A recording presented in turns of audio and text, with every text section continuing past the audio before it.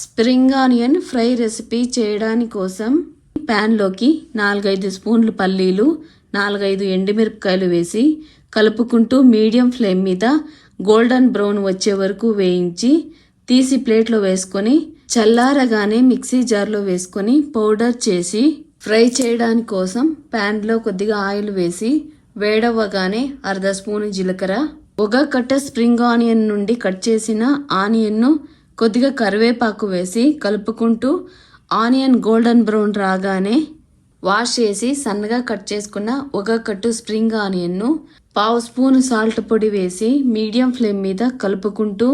2 నిమిషాలు వేయించి 1/2 cup water వేసి మీడియం ఫ్లేమ్ మీద కలుపుకుంటూ వాటర్ అంతా ఇమిడిపోయే వరకు 5 మినిట్స్ మగ్గనిచ్చి పౌడర్ చేసుకున్న పల్లీల పొడి వేసి అంతా బాగా కలిసేలాగా మిక్స్ చేసుకొని స్టవ్ ఆఫ్ చేసుకొని రైస్తో సర్వ్ చేసుకుంటే